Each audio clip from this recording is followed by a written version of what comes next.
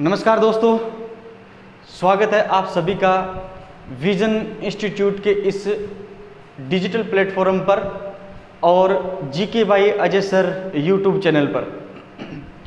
पिछली क्लास में हम ध्वनि के गुण धर्म के बारे में पढ़ चुके हैं।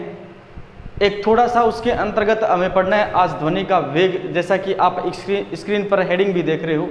इससे पहले मैं आपको बता दूं, जो स्टूडेंट आज पहली बार क्लास देख रहा है, विजन इंस्टीट्यूट के इस डिजिटल प्लेटफॉर्म और जीके बाय अजय सर इस यूट्यूब चैनल पर आप जाइए।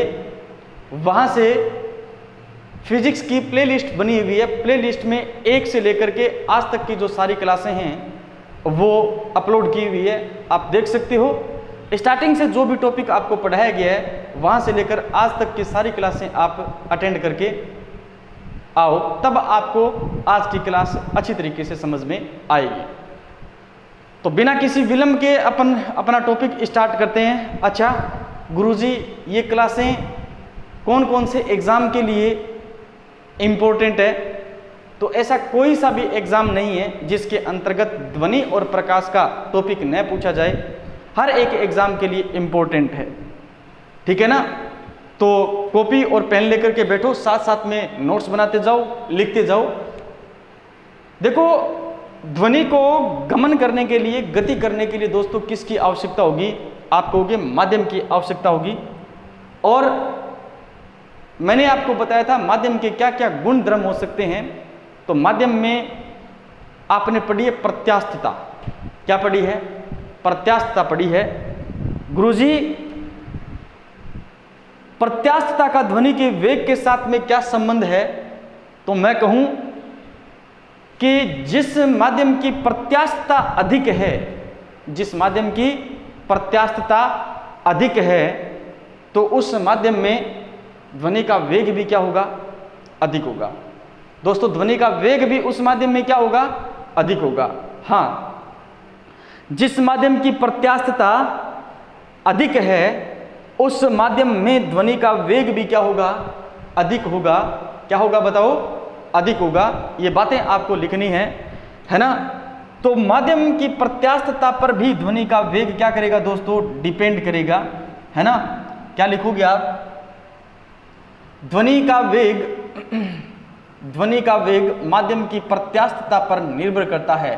ध्वनि का वेग माध्यम की प्रत्यास्थता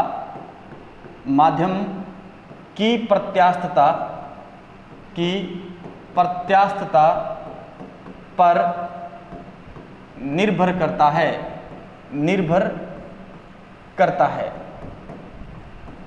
करता है। यानी जिस माध्यम की प्रत्यास्थता जितनी अधिक होगी उस माध्यम में ध्वनि का वेग उतना ही क्या होगा बताओ? अधिक होगा, ठीक है ना, उतना ही अधिक होगा। जैसे आपके पास में माध्यम है, बताओ ठोस, है ना। आपके पास माध्यम है, बताओ क्या? द्रव, है ना। आपके पास माध्यम है, बताओ क्या? गैस। और आपके पास में माध्यम है, बताओ क्या? निर्वात। अपन कह सकते हैं निर्वात, है ना। देखो, ठोस में ध्वनि का वेग सबसे अधिक होता है। ठोस में ध्वनि का वेग सबसे क्या होता है? अधिक होता है।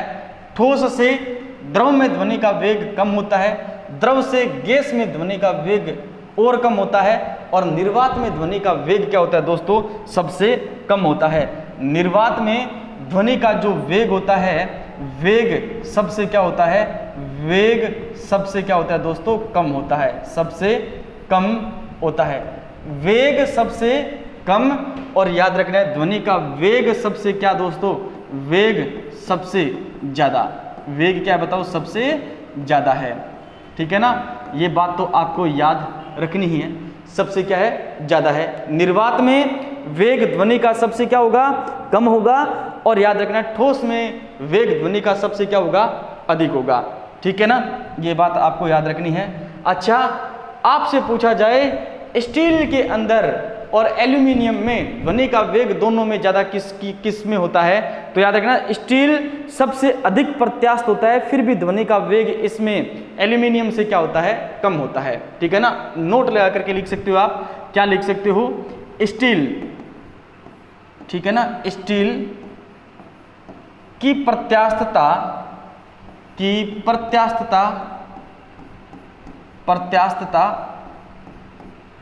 सर्वाधिक होती है, लेकिन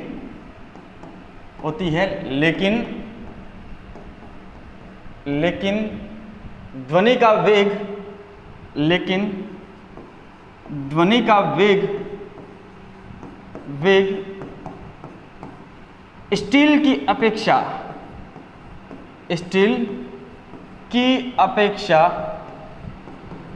अपेक्षा याद रखना है एल्यूमीनियम में अधिक होता है,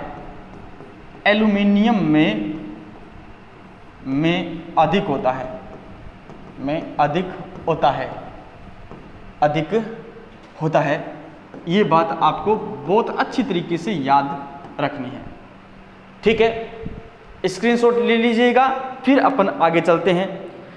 ध्वनि का वेग जो होता है वो किस पर निर्भर करता है, ये चीजें हमें देखनी है। अपन आगे चलें, थोड़ी सी अपन बात करते हैं और आगे, ठीक है। हेडिंग डालो आप, क्या ध्वनि के वेग को प्रभावित करने वाले जो कारक हैं वो सबसे पहला है ताप। क्या पढ़ेंगे बताओ? ताप ध्वनि के वेग को किस प्रकार से प्रभावित करता है, यानी जो वेग होता है ध्वनि का वेग माध्यम में वो समानुपाती होता है, माध्यम के ताप के समानुपाती होता है, T के समानुपाती होता है। इसका अर्थ ये है, यदि माध्यम का तापमान आपने बढ़ा दिया तो उसके अंदर ध्वनि का वेग क्या हो जाएगा? बढ़ जाएगा। उसके अंदर ध्वनि का वेग क्या हो जाएगा? बढ़ जाएगा।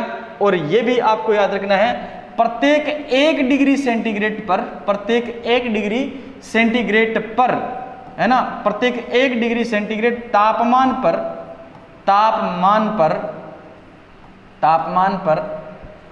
याद रखना 0.61 मीटर प्रति सेकंड ध्वनि का वेग क्या हो जाता है दोस्तों? बढ़ जाता है। वेग बढ़ जाता है, ठीक है ना, ये याद रखना है। कितना? 0.61 मीटर प्रति सेकंड वेग क्या हो जाता है? ध्वनि का बढ़ जाता है। किस पर? तो आप कहोगे प्रत्येक 1 डिग्री सेंटीग्रेड तापमान पर। प्रत्येक 1 डिग्री सेंटीग्रेड तापमान पर ध्वनि का वेग, प्रत्येक 1 डिग्री सेंटीग्रेड तापमान पर ध्वनि का वेग जो है वो याद रखना 0.61 मीटर प्रति सेकंड क्या हो जाता है? बढ़ जाता है, ठीक है। इसके साथ साथ में ध्वनि का जो वेग है वो आर्द्रता पर डिपेंड करता है या नहीं करता? माध्यम की आर्द्रता पर भी क्या करता है? डिपेंड करता है। यानी आर्द्रता बोले तो ह्यूमिडिटी, आर्द्रता, है ना, आर्द्रता पर डिपेंड करेगा। जी हाँ करेगा। और कैसे करेगा? तो याद रखना है आर्द्रता और ध्वनि का वेग जो होता है ना वो याद रखना है समानुपाती होता है। क्या बोला मैंने? जो आर्द्रता होती है, माध्यम की आर्द्रता, और उस माध्यम में ध्वनि का जो वेग है वो एक दूसरे के क्या होता है बताओ? समानुपाती होता है। एक दूसरे के क्या होता है? समानुपाती होता है, ठीक है ना, ध्वनि का वेग। हाँ, ये भी बात आपको याद रखनी है कि ध्वनि का जो वेग है वो आर्द्रता पर क्या करता है गुरुजी? निर्भर करता है। कैसे? उस माध्यम की आर्द्रता के ध्वनि का वेग क्या हो जाएगा? समानुपाती हो जाएगा। यही तो कारण है कि एक तो कोहरे वाला मौसम है और एक बिल्कुल साफ मौसम है। अगर कोहरे वाले मौसम में अगर आप किसी को आवाज़ दे रहे हो तो वो अधिक स्पष्टता से सुनाई देती है, क्योंकि कोहरे के अंदर ह्यूमिडिटी पाई जा रही है, आर्द्रता पाई जा रही है, और उस आर्द्रता के अंदर जब हम बोल रहे हैं, ध्वनि उत्पन्न हो रही है, तो उस ध्वनि का वेग भी क्या हो रहा है दोस्तों? बढ़ रहा है। इसलिए वो हमारे कानों में आसानी से जा रही है, ठीक है ना, याद रखना है। तो आप क्या लिखोगे? कोहरे में ध्वनि का वेग है वो अधिक होता है, क्योंकि उस मौसम में क्या है दोस्तों? नमी है, आर्द्रता है, ठीक है ना। लिखोगे कोहरे या धुंध में, कोहरे या धुंध में ध्वनि का वेग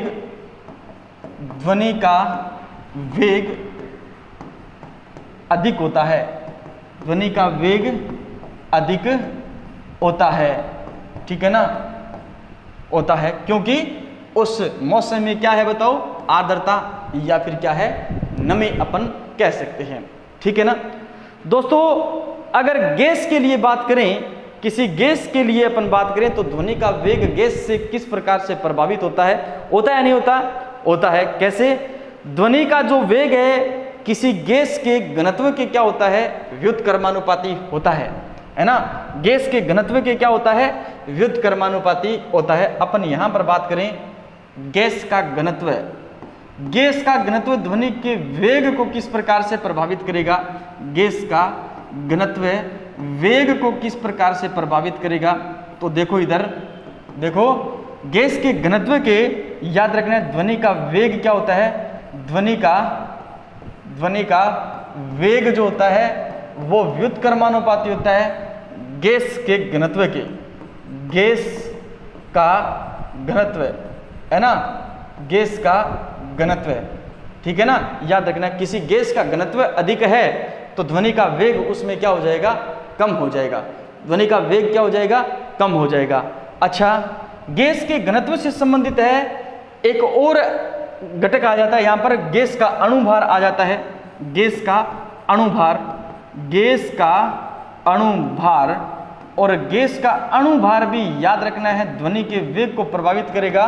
तो किस तरीके से, तो ये भी याद रखना है ध्वनि का जो वेग होता है, ध्वनि का वेग जो होता है, वेग ये भी व्युत्क्रमानुपाती रहता है 1 गैस के अणुभार, गैस का अणुभार, गैस का अणुभार, ये भी आपको याद रखना है। गैस का जो अणुभार है वो ध्वनि के वेग के क्या होता है, व्युत्क्रमानुपाती होता है। या आप ये कह सकते हो ध्वनि का वेग जो है वो गैस के अणुभार के क्या होता है दोस्तों, व्युत्क्रमानुपाती होता है।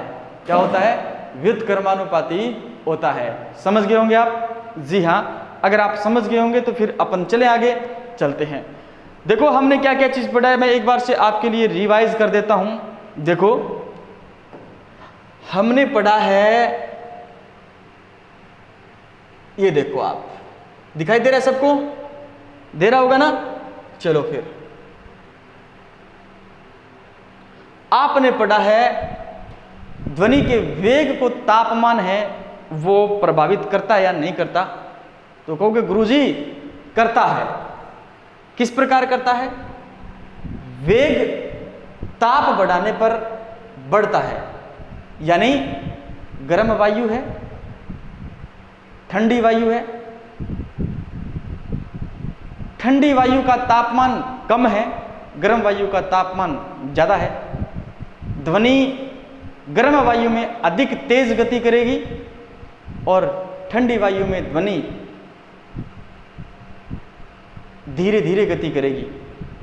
अर्थात गर्म वायु विरल माध्यम है, ठंडी वायु सघन माध्यम है। तो हम ये भी कह सकते हैं सघन माध्यम में ध्वनि का वेग क्या हो गया,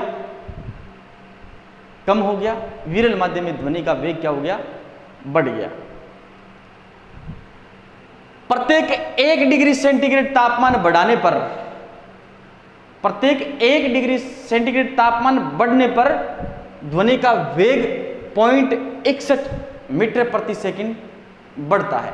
सीधी सी बात है, मैंने ये कहा कि 25 डिग्री सेंटीग्रेड तापमान पर, 25 डिग्री सेंटीग्रेड तापमान पर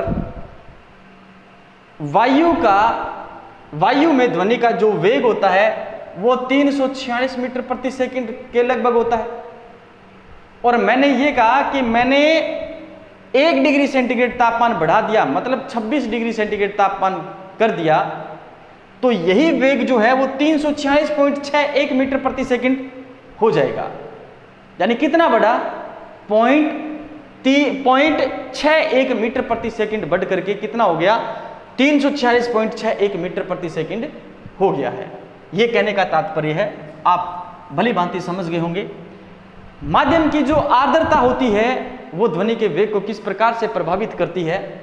यानी आर्द्रता के समानुपाती होती है ध्वनि का वेग।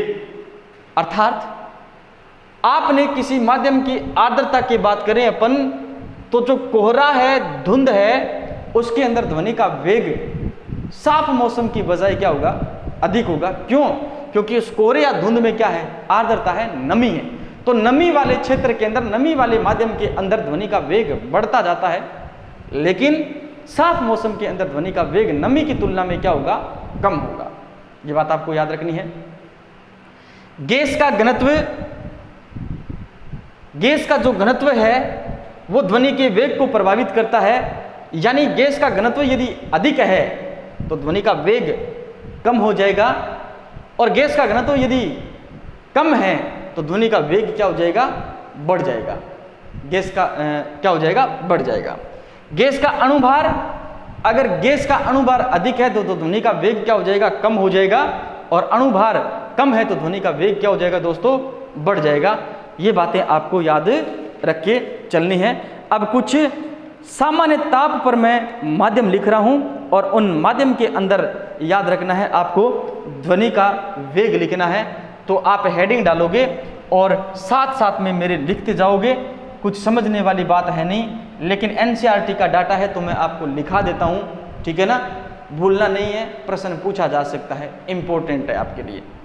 देखते हैं, एक साइड आप लिखोगे, देखो ये जो मैं आपको डेटा लिखा रहा हूं, ये लिखा रहा हूं मैं 25 डिग्री सेंटीग्रेड पर।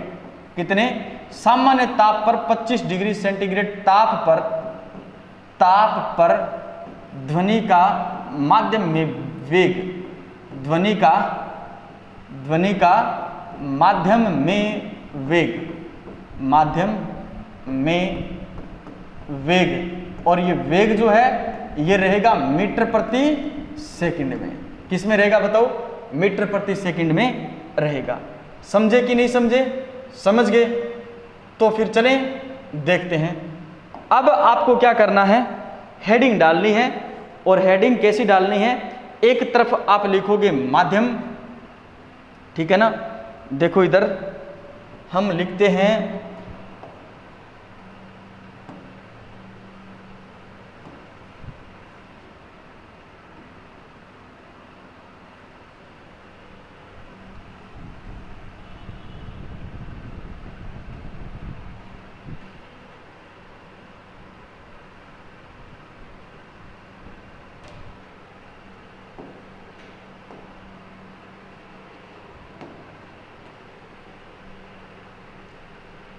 आप लिखोगे एक तरफ माध्यम,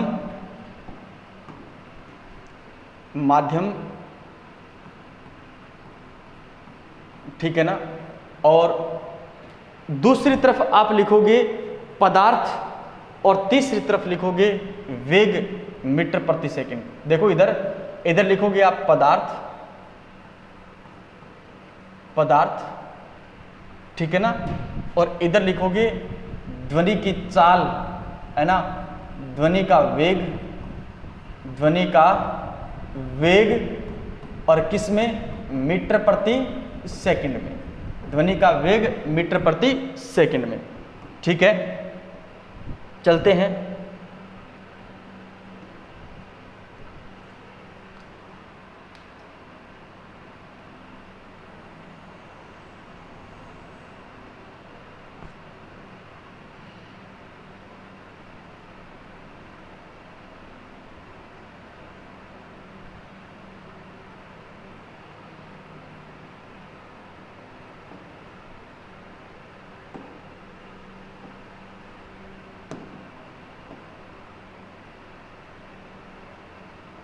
चलो भाई, ये हो गया आपके लिए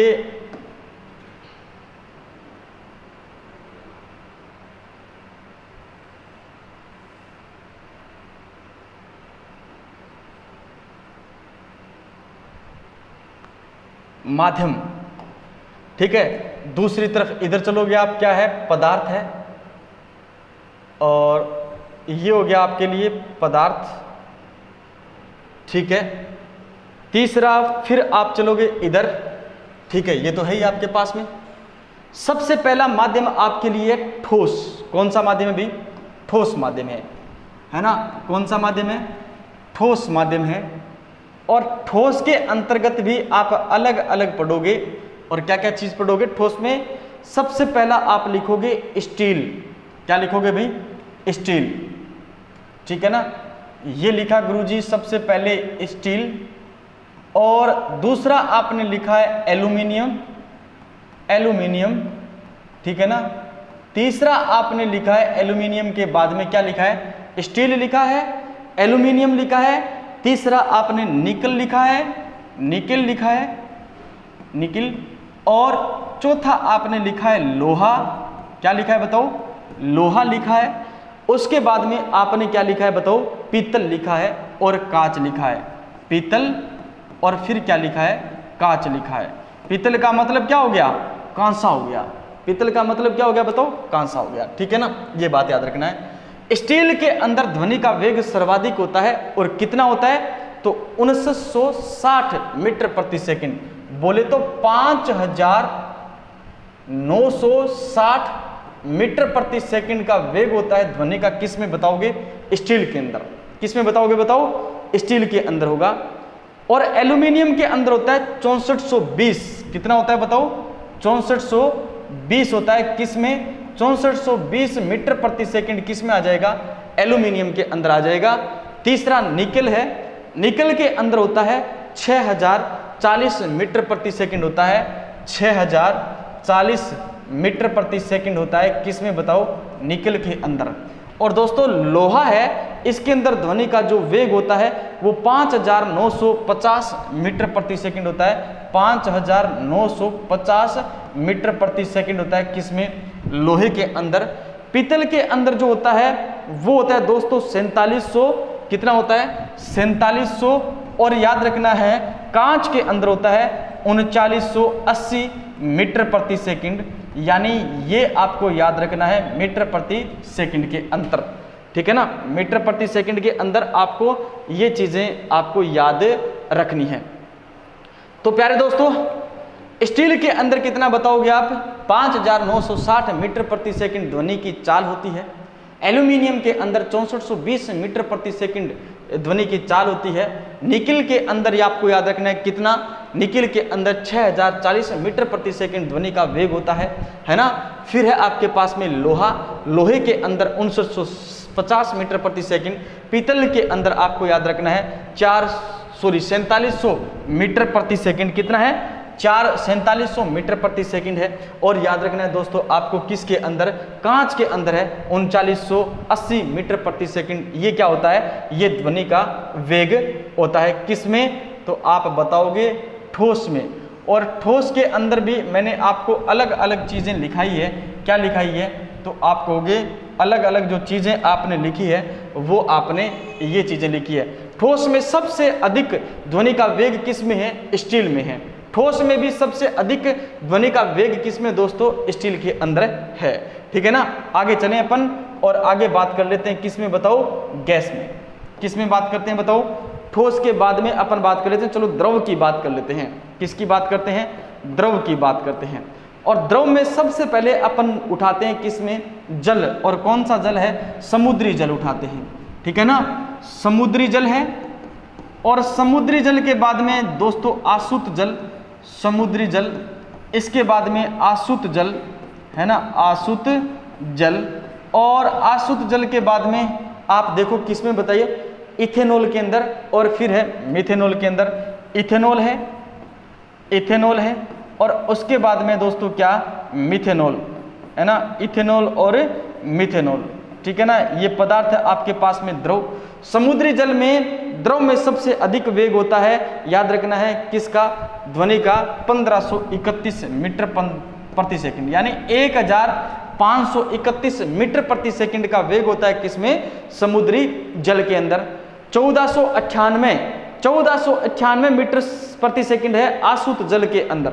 ठीक है ना, 1498 मीटर प्रति सेकंड आसुत जल के अंदर। ठीक है ना, इसके बाद में है इथेनॉल के अंदर। तो आप याद रखोगे 1207, इथेनॉल के अंदर 1207 मीटर प्रति सेकंड। और दोस्तों यहाँ पर जो आपके पास में मिथेनॉल दिया गया है इसमें होता है कितना? तो आप लिखोगे 1103। कितना लिखोगे? 1103। ये सारे के सारे आपको याद रखना है मीटर प्रति सेकंड में।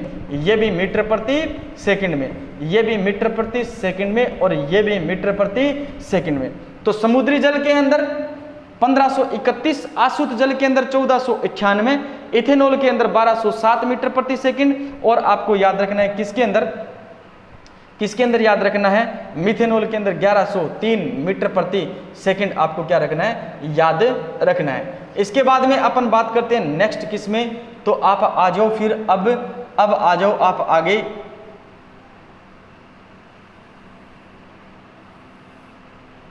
गैस की बात कर लेते हैं। किसकी बात कर लेते हैं? गैस की बात कर लेते हैं अपन, ठीक है। अपन करते हैं आगे गैस की बात, और गैस में भी अपन बात कर लेते हैं किस में? गैस में। गैस में सर्वाधिक जो होता है ना वो होता है हाइड्रोजन गैस में। कौन सी गैस है? Hydrogen gas. और हाइड्रोजन गैस के अंदर ध्वनि का जो वेग होता है दोस्तों वो कितना होता है? 1284 मीटर प्रति सेकंड होता है। 1284 मीटर प्रति सेकंड होता है। 1284 मीटर प्रति सेकंड। हीलियम के अंदर होता है 965। हीलियम गैस के अंदर, हीलियम गैस में ध्वनि का जो वेग होता है वो 900 कितना होता है? 65 मीटर प्रति सेकंड होता है। 65 मीटर प्रति सेकंड होता है। इसके बाद में आपको याद रखना है दोस्तों वायु में, है ना। चलो ऑक्सीजन की बात करें अपन, O2 में ऑक्सीजन की बात करें तो कितना है? 316 मीटर प्रति सेकंड है। 316 मीटर प्रति सेकंड है। और दोस्तों सल्फर डाइऑक्साइड जो है, सल्फर डाइऑक्साइड जो है यानी SO2 है, sulphur dioxide, SO2 sulphur dioxide gas के अंदर आपको याद रखना है 213 मीटर प्रति सेकंड ध्वनि का क्या होता है? वेग होता है। 213 मीटर प्रति सेकंड क्या होता है? ध्वनि का दोस्तों वेग होता है। ये आपको याद रखना चाहिए, ठीक है ना। ये सारी चीजें आपको याद होनी चाहिए, है ना। कुछ एक तो याद होनी चाहिए, सारी चीजें नहीं तो। जैसे हाइड्रोजन गैस के अंदर ध्वनि का वेग कितना होता है, ठीक है ना। हाइड्रोजन गैस के अंदर ध्वनि का वेग कितना होता है, ये बात आपको याद होनी चाहिए, ठीक है।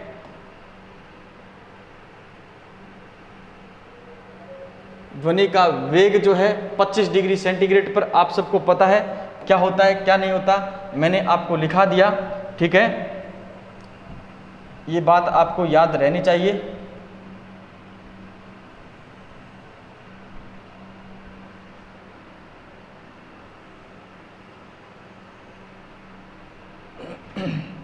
ये एनसीईआरटी के कुछ आंकड़े हैं, याद होने चाहिए, ठीक है।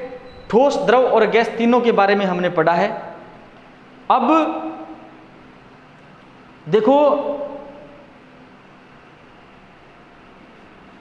अपन बात करते हैं नेक्स्ट, और नेक्स्ट अपन बात करते हैं इको, प्रतिध्वनि। क्या बात करेंगे? प्रतिध्वनि की बात करेंगे। प्रतिध्वनि का मतलब समझ गए आप? इको, है ना। प्रतिध्वनि यानी इको, प्रतिध्वनि यानी इको।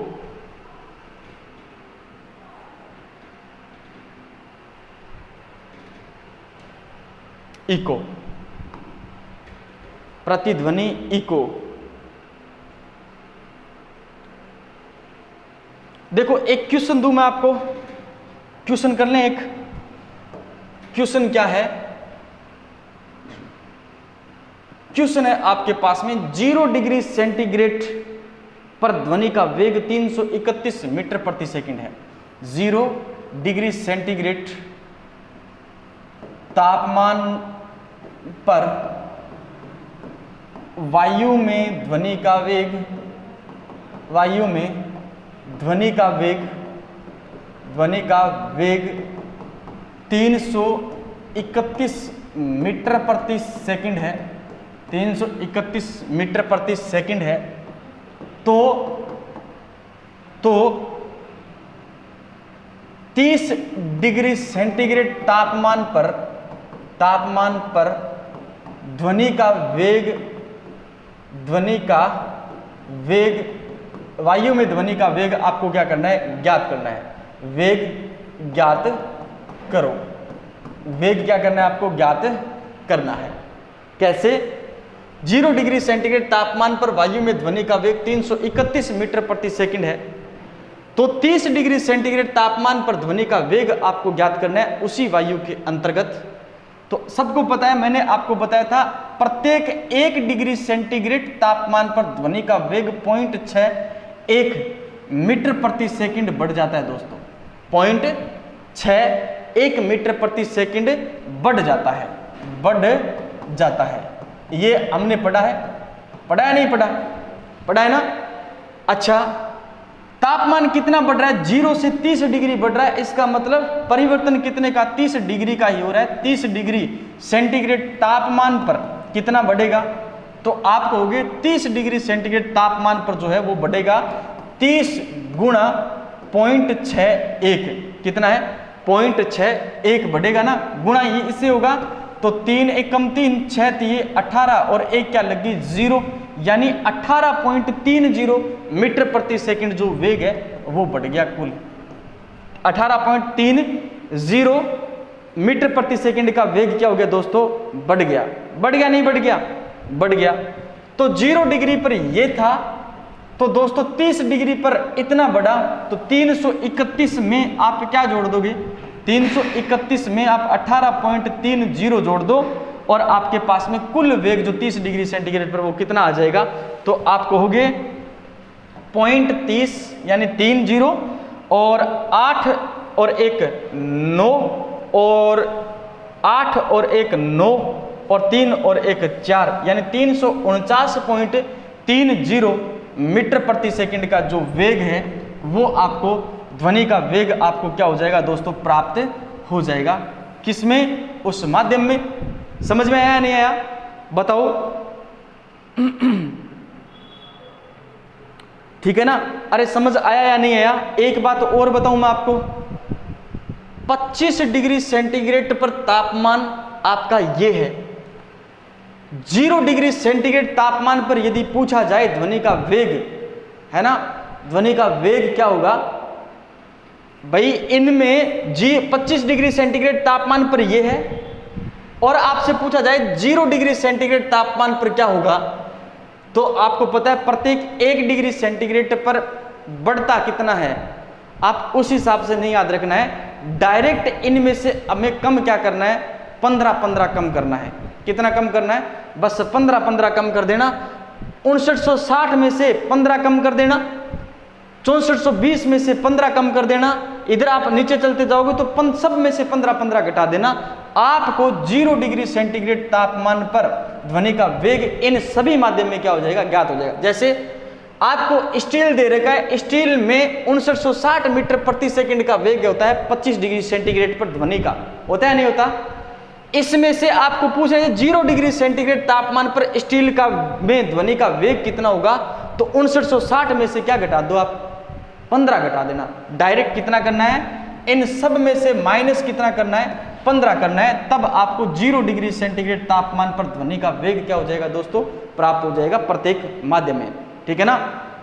उम्मीद करता हूं आपको अच्छी तरीके से समझ में आ गया होगा, और समझ में आया है तो आप सबको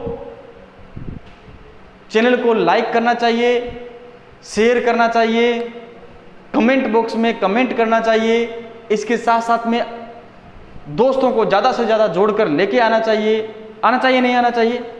आज का लेक्चर आपको अच्छी तरीके से समझ में आ गया होगा, है ना? थोड़ा सा ध्यान रखना है। इस प्रकार के न्यूमेरिकल यहाँ से बन सकते हैं। किस प्रकार के? जो अभी मैंने आपको ये बताया, इस प्रकार का न्यूमेरिकल बन सकता है, आपको याद रखना है। बस कंसेप्ट इसमें एक ही लागू होगा। प्रत्येक 1 डिग्री सेंटीग्रेड पर तापमान वेग जो है 0.61 मीटर प्रति सेकंड बढ़ता है। ठीक है दोस्तों? ठीक है ना? हाँ, तो मिलते हैं नेक्स्ट क्लास में, नेक्स्ट वीडियो के अंदर। बस आपको क्लास को शेयर करना है, YouTube चैनल को सब्सक्राइब करना है। ठीक है? जय हिंद, जय भारत दोस्तों।